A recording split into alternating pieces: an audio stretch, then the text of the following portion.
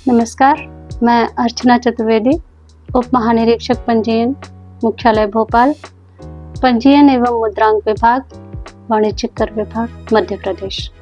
आज हम भारतीय स्टाम्प अधिनियम का सामान्य परिचय प्राप्त करेंगे और इसके अंतर्गत जो विभिन्न प्रकार की लिखतों पर मध्य प्रदेश में स्टाम्प शुल्क प्रचलित है उसके बारे में जानकारी प्राप्त करेंगे। इसका मुख्य उद्देश्य ये है कि विभागीय अधिकारी जो जिला स्तर पर नियुक्त हैं और उपपंजीयक कार्यालयों में कार्यरत हैं, उन्हें विभाग के संबंध में एक अच्छा ओवरव्यू मिल सके। जो ऑलरेडी इसके अंतर्गत कार्य कर रहे हैं उनकी जानकारी रिवाइव हो जाएगी और जो परिवीक्षाधीन जिला पंजीयक हैं, परिवीक्षाधीन उपपंजीयक हैं, उन्हें विभाग के बारे में एक ओवरव्यू प्राप्त हो सकेगा।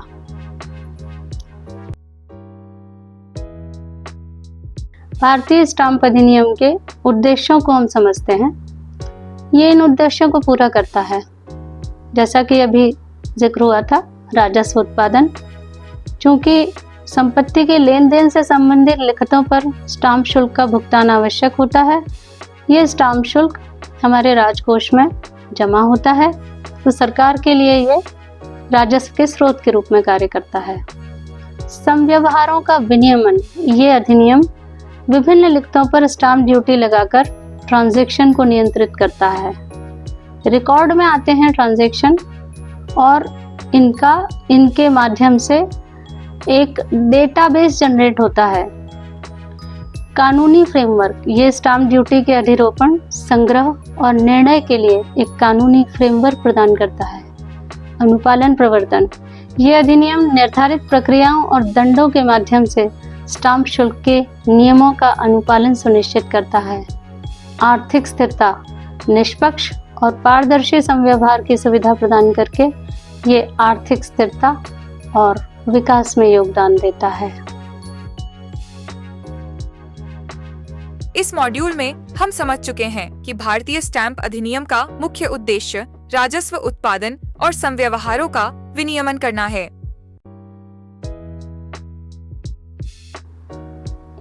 भारतीय स्टाम्प अधिनियम के प्रमुख नियम और विनियम।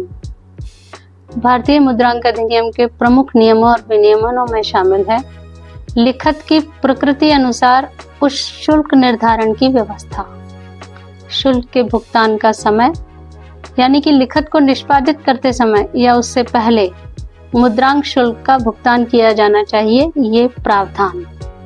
लिखत की वैधता, अपर्याप्त मुद्रांकित लिखत अंडर स्टैम्प डॉक्यूमेंट कहीं भी साक्ष्य के रूप में स्वीकार्य नहीं है जब तक कि इस पर समुचित मुद्रांक शुल्क न चुका दिया जाए अर्थदंड के साथ। अनुपालन, इस अधिनियम के अंतर्गत सक्षम अधिकारियों को इसका अनुपालन करवाने और उल्लंघन की स्थिति में दंड हेतु कार्यवाही की शक्ति प्राप्त है। छूट, कुछ लिखतों को निर्दिष्ट शर्तों के अंतर्गत यथास्थिति केंद्र या राज्य शासन द्वारा मुद्रांक शुल्क से छूट अथवा कमी की जा सकती है। इसे हम थोड़ा विस्तार से समझते हैं। लिखत की प्रकृति अनुसार शुल्क निर्धारण की व्यवस्था, अगर हम सभी लेन देन की लिखतों पर एक ही शुल्क निर्धारित कर देंगे तो ये न्यायोचित नहीं होगा।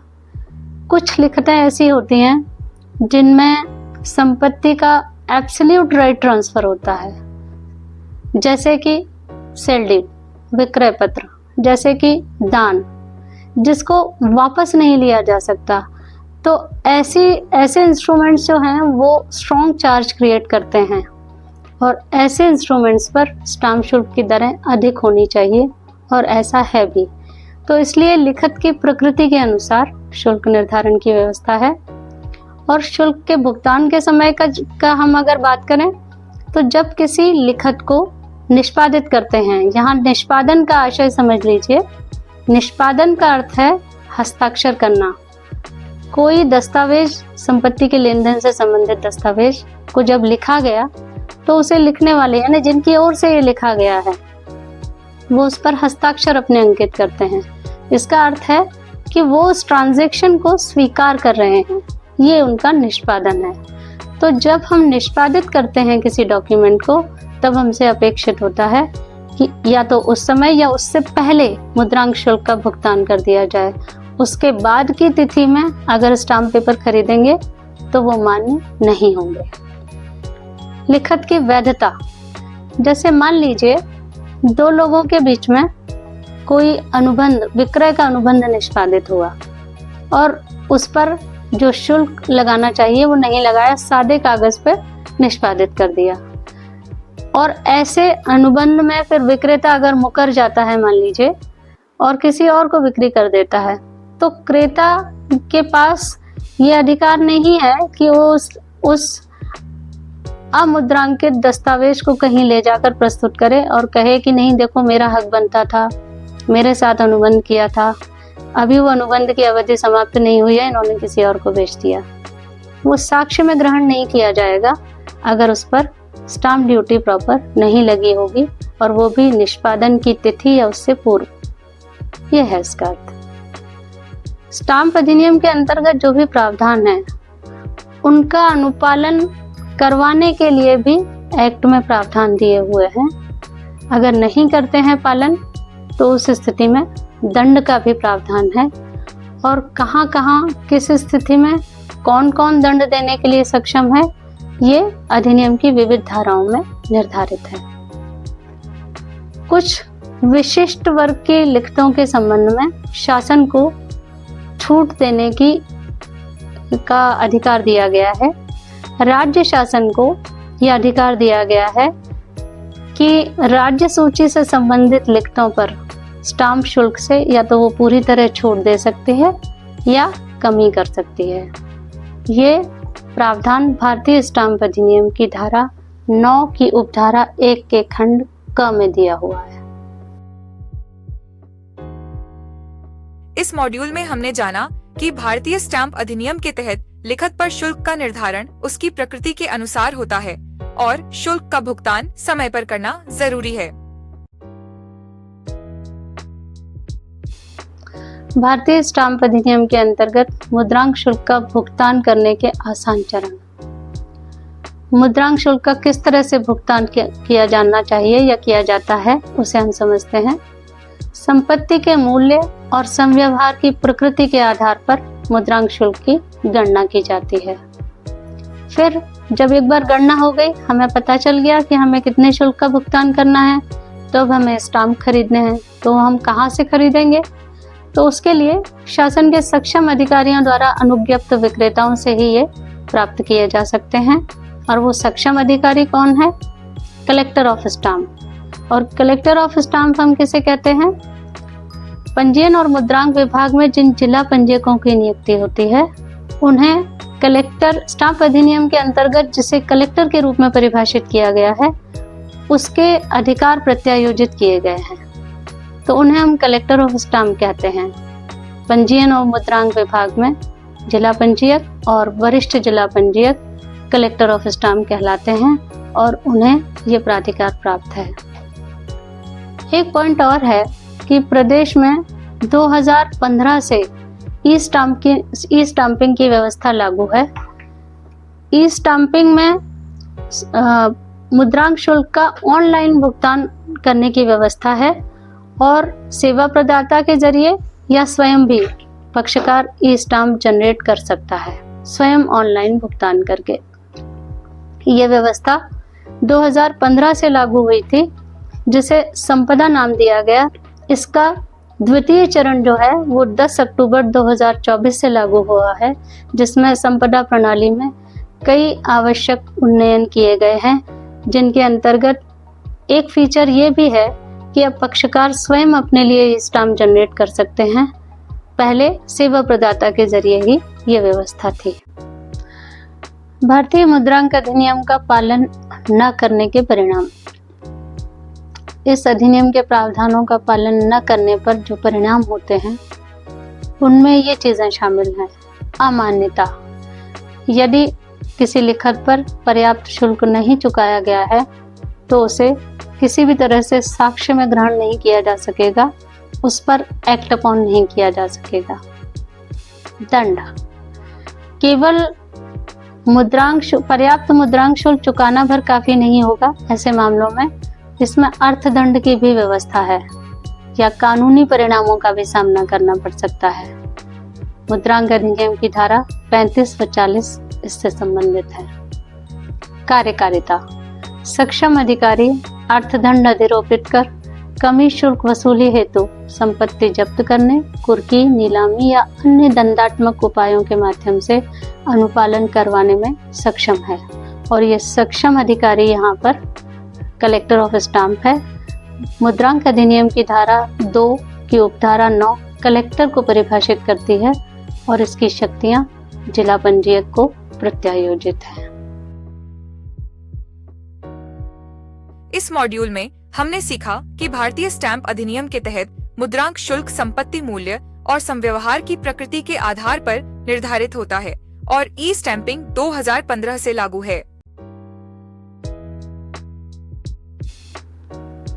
भारतीय मुद्रांक अधिनियम के प्रमुख प्रावधान: धारा 2 की उपधारा 14 जिसमें लिखत की परिभाषा दी गई है।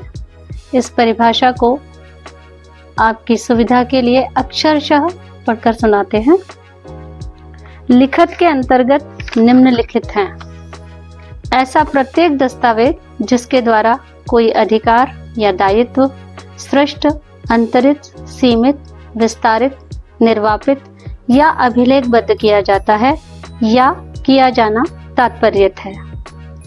किसी स्टॉक एक्सचेंज या निक्षेपागार के संव्यवहार के लिए इलेक्ट्रॉनिक या इससे अन्यथा कोई ऐसा दस्तावेज जिसके द्वारा कोई अधिकार या दायित्व सृष्ट, अंतरित, सीमित, विस्तारित, निर्वापित या अभिलेखबद्ध किया जाता है या किया जाना तात्पर्यत है। और अनुसूची 1 में उल्लिखित कोई अन्य दस्तावेज किंतु इसके अंतर्गत ऐसी लिखतें नहीं हैं जो सरकार द्वारा राजपत्र में अधिसूचना द्वारा विनिर्दिष्ट की जाए। तो इससे हम ये समझते हैं मोटे तौर पर बोलचाल की भाषा में कि लिखत की परिभाषा में वे दस्तावेज शामिल हैं जिनमें कोई अधिकार में हेरफेर होता है, या मोटे शब्दों में हम कहें विशेष रूप से संपत्ति के अधिकार में हेरफेर, या तो कोई अधिकार हासिल किया जाता है या खत्म होता है उससे, या वो उसमें कोई परिवर्तन होता है, तो ऐसा दस्तावेज लिखत की परिभाषा में आता है। सामान्य कोई भी दस्तावेज जो किसी अधिकार के परिवर्तन से शामिल नहीं है वो लिखत नहीं कहलाएगा। इस तरह हम कह सकते हैं कि प्रत्येक लिखत तो एक दस्तावेज है, लेकिन प्रत्येक दस्तावेज एक लिखत हो यह आवश्यक नहीं। धारा 3 शुल्क की प्रभारिता के प्रावधान इस धारा में है और पहले हमने जिन अनुसूचियों का जिक्र किया है, अनुसूची 1 और अनुसूची 1 का जो शुल्क की प्रभारिता से संबंधित हैं, वे इसी धारा में संदर्भित हैं। धारा 5 एक लिखत में अगर एक से अधिक पृथक पृथक संव्यवहार निहित हो तो उन सभी संव्यवहारों पर पृथक पृथक शुल्क की गणना की जाकर कुल शुल्क चुकाया जाना अपेक्षित होता है।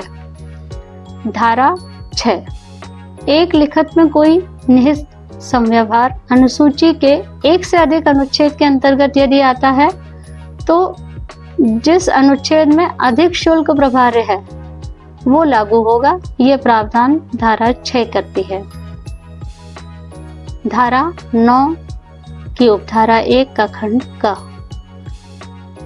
किसी भी लिखत किसी वर्ग की लिखतों पर किसी वर्ग विशेष के लिए या कोई भी स्पेसिफिक छूट अगर सरकार देना चाहे तो इस धारा के अंतर्गत दे सकती है।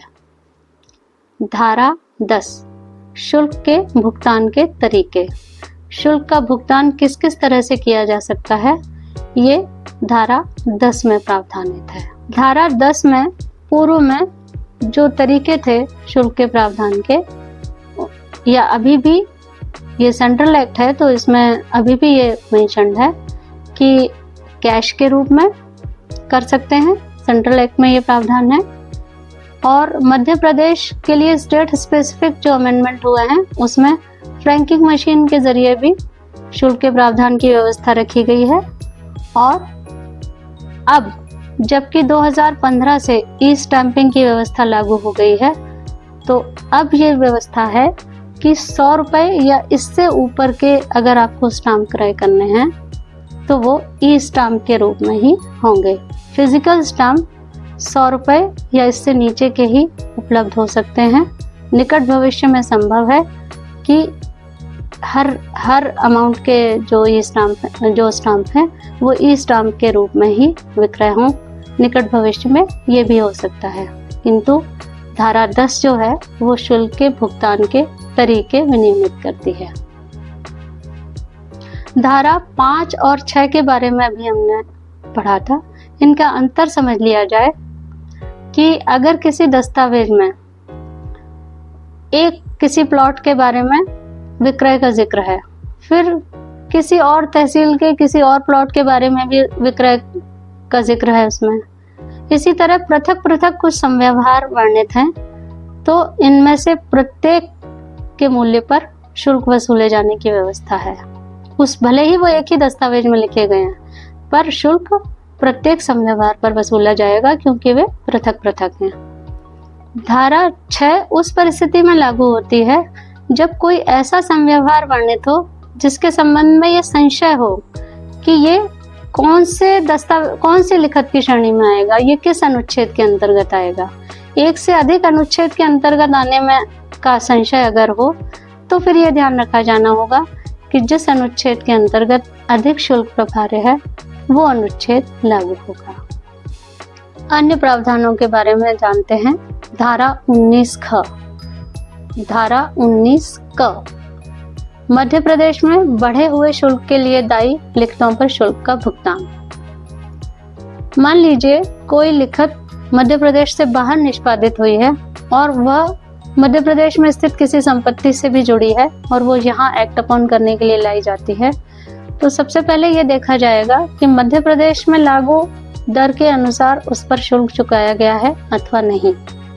हो सकता है कि जिस प्रदेश से वो लाई गई है वहाँ शुल्क की दरें कम हो, तो ऐसी स्थिति में मध्य प्रदेश में जो बढ़े हुए शुल्क से दायी है वो लिखत, तो वो अंतर की राशि वसूल करना आवश्यक है उस लिखत पर एक्ट अपॉन करने से पूर्व। ये प्रावधान धारा 19 क में है।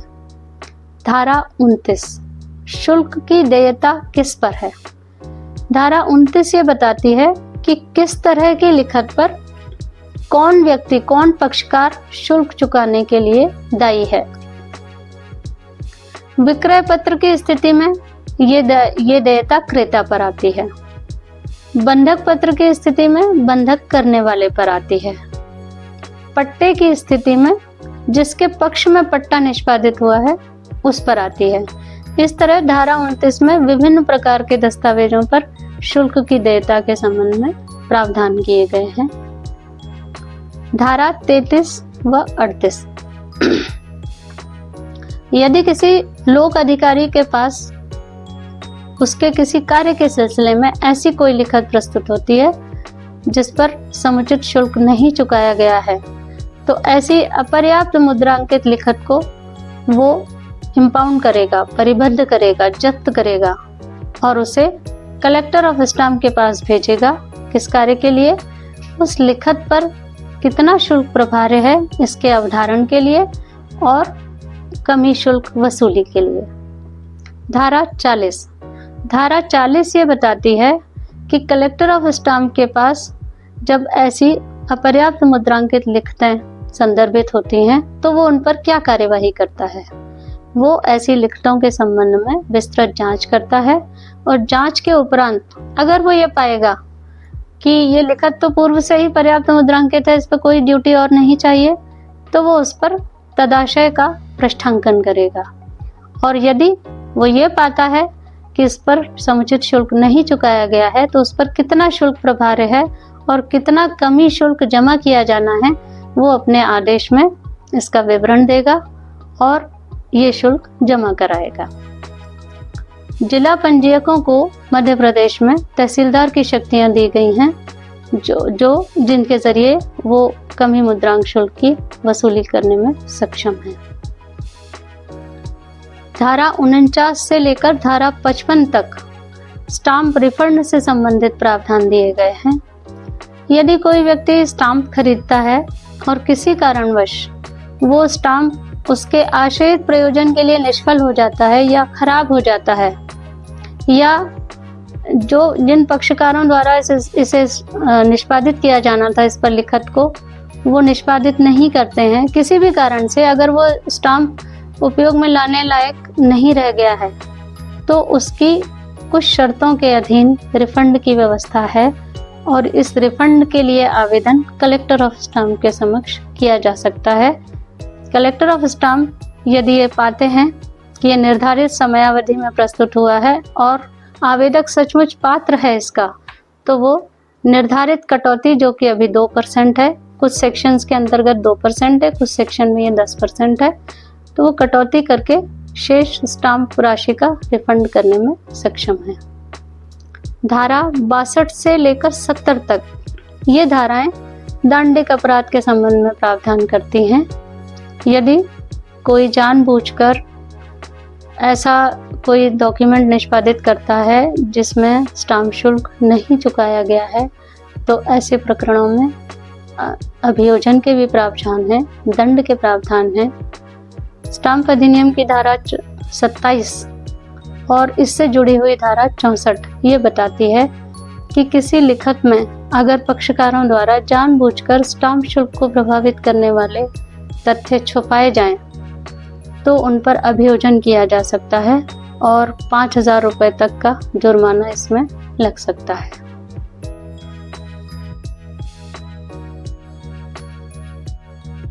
इस मॉड्यूल में हमने समझा कि भारतीय स्टैंप अधिनियम के तहत दस्तावेजों पर शुल्क निर्धारित किया जाता है और भुगतान के विभिन्न तरीके जैसे ई स्टैंपिंग और ऑनलाइन भुगतान उपलब्ध हैं।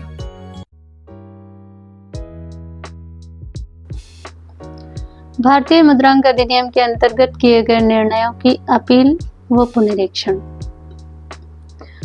कलेक्टर ऑफ स्टाम्प द्वारा अपर्याप्त मुद्रांकित लिखतों के संबंध में जांच उपरांत आदेश पारित किया जाता है कमी शुल्क वसूली के संबंध में। यदि पक्षकार इससे सहमत नहीं है, उसे लगता है कि उसका पक्ष नहीं सुना गया या निर्णय गलत है, गलत धारणा पर आधारित है, किसी भी स्थिति में, तो उसके पास अपील का विकल्प मौजूद है। वो निर्णय के विरुद्ध प्रथम अपील संभागीय आयुक्त राजस्व के समक्ष कर सकता है और प्रथम अपील में भी जो निर्णय पारित हुआ, अगर उससे भी वो संतुष्ट नहीं है, तो द्वितीय अपील राजस्व मंडल के समक्ष कर सकता है। इसी प्रकार पुनरीक्षण के भी प्रावधान हैं जो धारा 56 से प्रशासित होते हैं। मुख्य नियंत्रक राजस्व प्राधिकारी को यह शक्ति प्राप्त है, जो कि राजस्व मंडल है मध्य प्रदेश में, और अधिनियम की धारा 56 की उपधारा 1 की शक्तियां महानिरीक्षक पंजीयन को प्रत्यायोजित की गई हैं। तो पुनरीक्षण का ये प्राधिकार जो है वो महानिरीक्षक पंजीयन द्वारा भी उपयोग में लाया जा सकता है। इस मॉड्यूल में हमने समझा कि अगर किसी को स्टाम्प शुल्क से संबंधित निर्णय पर आपत्ति है, तो वह अपील और पुनरीक्षण के लिए सक्षम अधिकारियों के पास जा सकता है।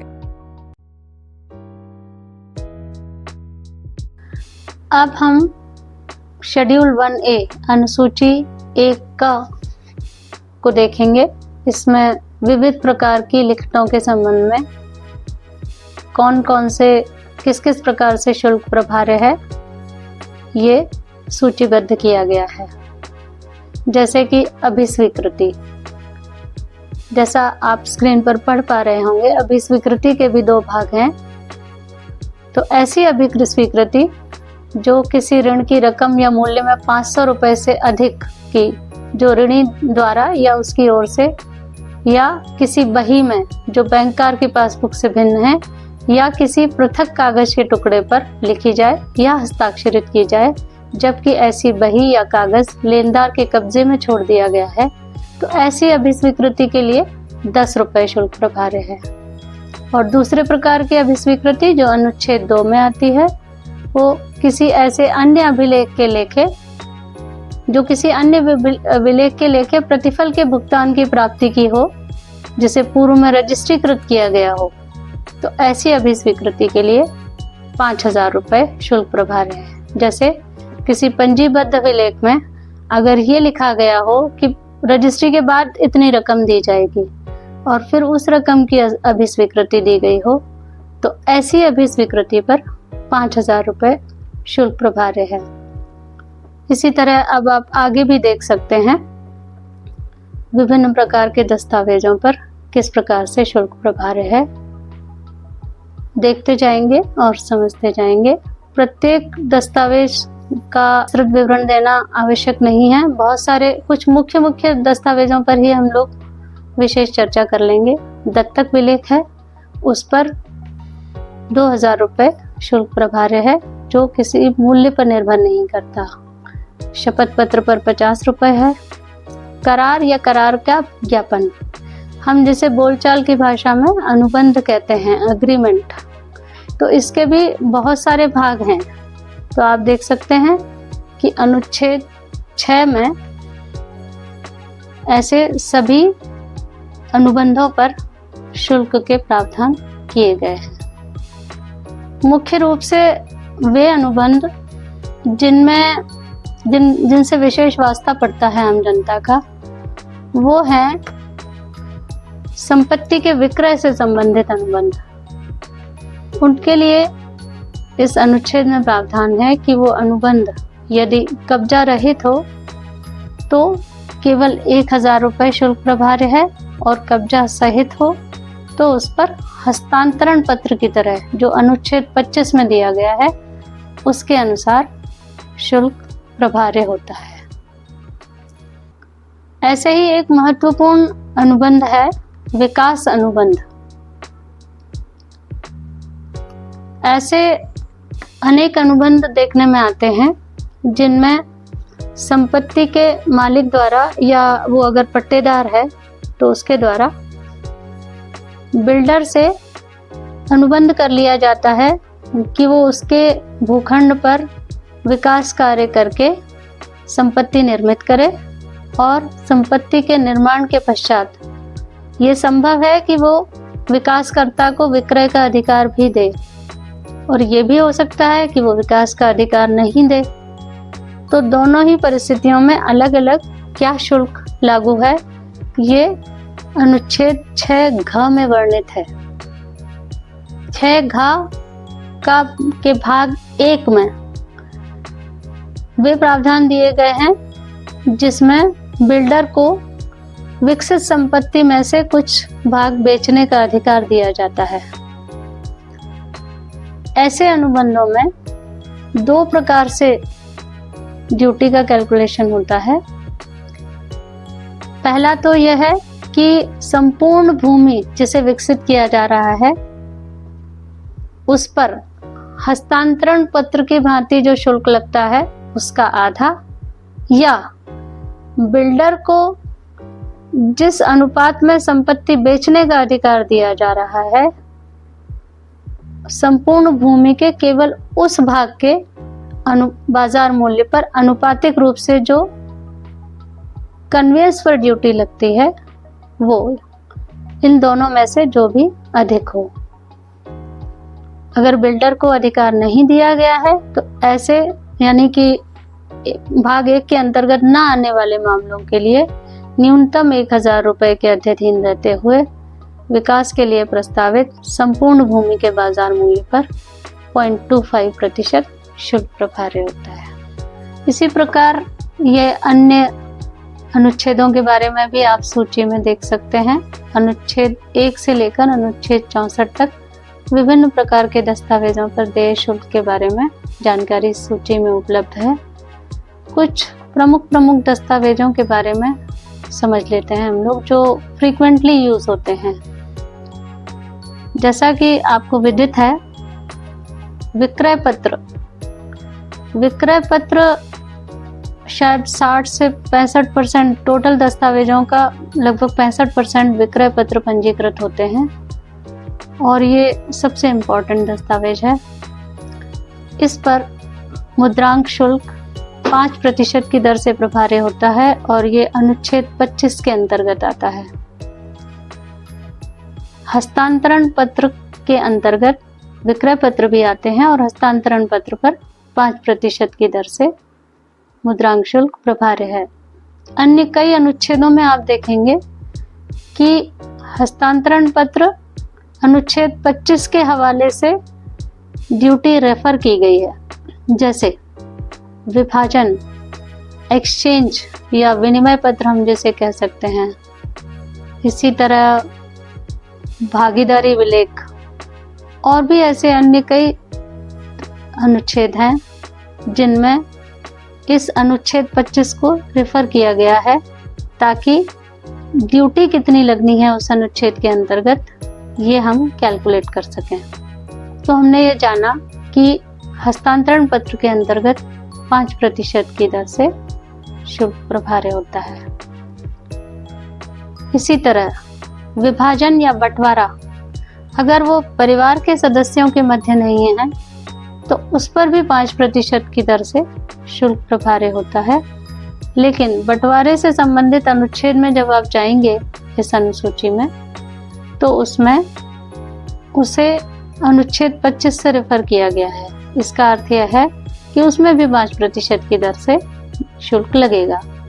अंतर केवल इतना है कि जब बंटवारा किया जाता है तो सबसे बड़े भाग को छोड़कर शेष भागों का जो बाजार मूल्य होता है उस पर 5% की दर से शुल्क लगता है।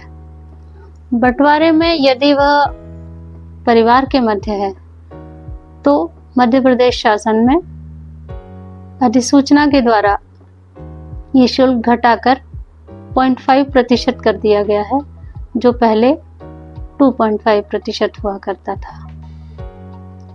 ऐसे ही एक और महत्वपूर्ण दस्तावेज है दान पत्र, गिफ्ट डीड। इस पर भी हस्तांतरण की ही भांति 5% की दर से शुल्क प्रभार्य होता है।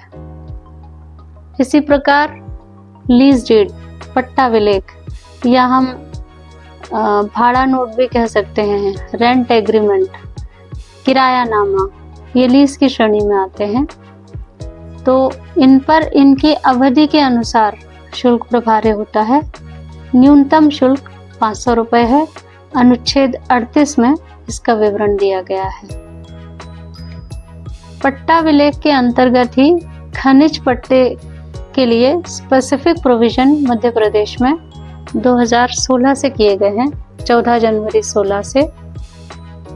और वर्तमान में खनिज पट्टों में इस तरह से शुल्क लगता है कि मुख्य खनिज पर 2% की दर से और गौण खनिज पर 1.25% की दर से उस राशि पर जो कि उस पट्टे के अधीन देय या परिदेय हो।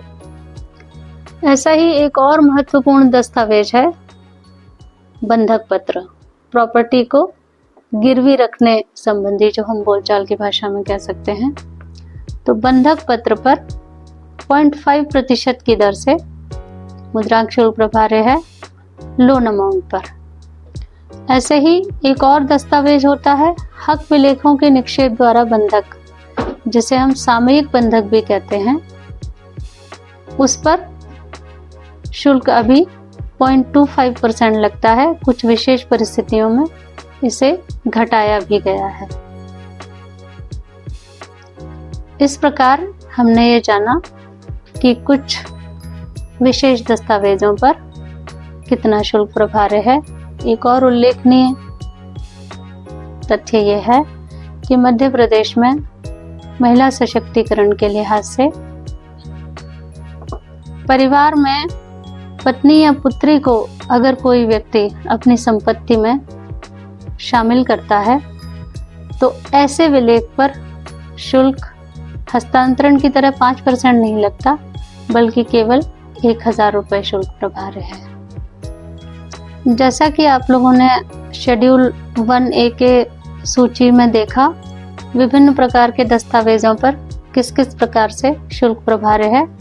कुछ विशेष दस्तावेजों के बारे में, प्रभार्य शुल्क के बारे में अभी बताया गया।